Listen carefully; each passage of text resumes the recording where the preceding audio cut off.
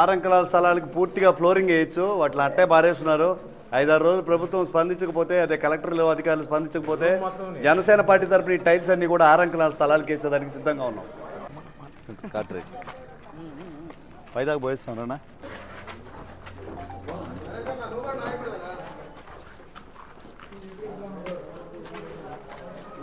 Mini function hall అన్నా,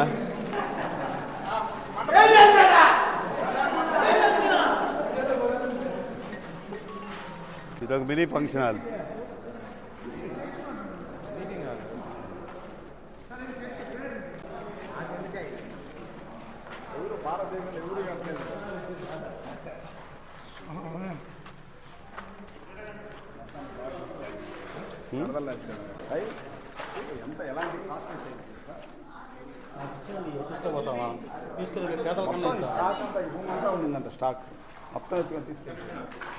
పేదల ఇళ్ళకి కనీసం పూత పని కూడా చేయలేకుంది గత ప్రభుత్వం, వైసీపీ ప్రభుత్వం. ఇక్కడ చూస్తే కాస్ట్లీ టైల్స్ ఎంత కూడా విచ్చలవిడిగా బారేస్తున్నారు.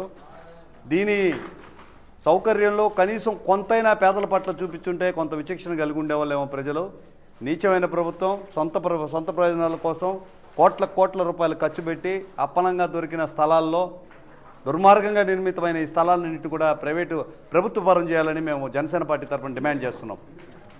మొత్తం కంప్లీట్ ఈరోజు చూడండి కాస్ట్ ఎంతో, ఈ గోడ మొత్తం వెనకాలంతా ఉండి నైట్ ఎత్తేసారంట. వైసీపీ భవనాలను వెంటనే ప్రభుత్వానికి అప్పగించాలి. జిందాబాద్ జనసేన పార్టీ, జిందాబాద్ జనసేన పార్టీ. వైసీపీ భవనాలను వెంటనే ప్రభుత్వానికి అప్పగించాలి. వైసీపీ భవనాలను వెంటనే ప్రభుత్వానికి అప్పగించాలి. వైసీపీ భవనాలను వెంటనే ప్రభుత్వానికి అప్పగించాలి. అందరికీ నమస్కారం. ఆడిందే ఆట పాడిందే పాటగా సాగింది వైఎస్ఆర్సీపీ ప్రభుత్వ విధానం. 6 అంకణాల స్థలాలు పేదలకు ఇవ్వడానికి 66 సార్లు ఆలోచించి అవి ఇవ్వకుండానే గద్దె దిగిపోయింది. ఇక్కడ చూసినట్లయితే వ్యక్తిగతంగా వైఎస్ఆర్సీపీ నాయకులు అక్రమంగా దోచుకున్న స్థలాలు అయితేమి, సంపద అయితే అనేకం ఉన్నాయి. అవేవి చాలనట్టు పార్టీకి కూడా కట్టబడేటట్టు ఈరోజు రాజప్రాసాదాలు ఏర్పాటు చేశారు. దాదాపుగా 23 జిల్లాల్లో 46 ఎకరాల పైమాటే సేకరించారు. ఒక్కొక్క రాజభవనానికి 2 ఎకరాల స్థలాన్ని కేటాయించుకొని కోట్ల రూపాయల ప్రజల స్థలాన్ని దుర్వినియోగపరిచారు. పేదల ప్రభుత్వం అనుకునే వైఎస్ఆర్సీపీ ప్రభుత్వం పేదల నోళ్లు కొట్టడం తప్పిస్తే, వ్యక్తిగత సంపాదనకు తప్పిస్తే ప్రజాక్షేమాన్ని ఎక్కడా చూడలేదు. అదేవిధంగా ఇవేమి చాలనట్టు రాచరికపు పోకడలు ఎప్పుడో మర్చిపోయినాం. రాజ్యము, రాజులు, రాజద్రోహాలు ఇవన్నీ గుర్తు చేస్తూ ఈ రోజున సామంతరాజులకు కోట కట్టించుకున్నట్టు ప్రతి జిల్లాలో కూడా ప్రభుత్వ స్థలాల్లో అప్పలంగా తీసుకొని ఈరోజు పార్టీ కార్యక్రమాల కోసం ఒక బిల్డింగ్లు కట్టించుకునే పరిస్థితి ఉంది. ఎక్కడా కూడా న్యాయం లేదు. ఇవన్నీ నిర్మించేది ఎవరయ్యా అంటే రామ్కీ సంస్థ.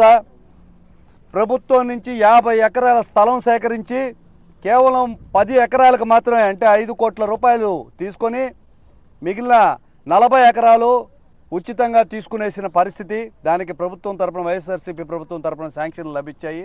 పాత రోజుల్లో ఉండేది వస్తు మార్పిడి, వస్తు సేవ మార్పిడి అని. ఏదో ఒక సేవ చేసి దానికి అనుగుణంగా ఇంకోటి సేవ చేసి దానికి రుణం చేర్చుకునే వాళ్ళు, డబ్బులు అందుబాటులో లేనప్పుడు జరిగే ఆ చర్యని ఈరోజు మళ్ళా జగన్మోహన్ రెడ్డి గారు అనాగరికంగా ప్రజల్ని వెనక్కి పంపించే విధంగా ఇట్లాంటి చర్యలన్నీ కూడా పునరావృతం చేస్తున్నారు.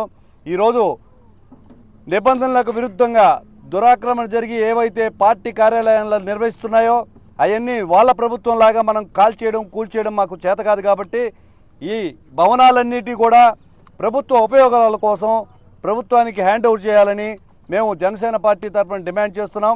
అంతేకాకుండా నిబంధనలు అతిక్రమించి అనుమతులు ఇచ్చిన ప్రభుత్వ అధికారులందరికీ కూడా కనువిప్పు జరిగేలాగా ఆ రోజు ఉన్న అధికారులు ఎవరైతే ఉన్నారో వాళ్ళందరి మీద కూడా శిక్షలు అమలు చేయాలి. రాబోయే రోజుల్లో ప్రజా ధనాన్ని కానీ ప్రజా ఆస్తుల్ని కానీ తాకాలంటే భయపడే విధంగా చట్టాలు రూపొందించాలని ఈరోజు తెలియజేస్తున్నాం.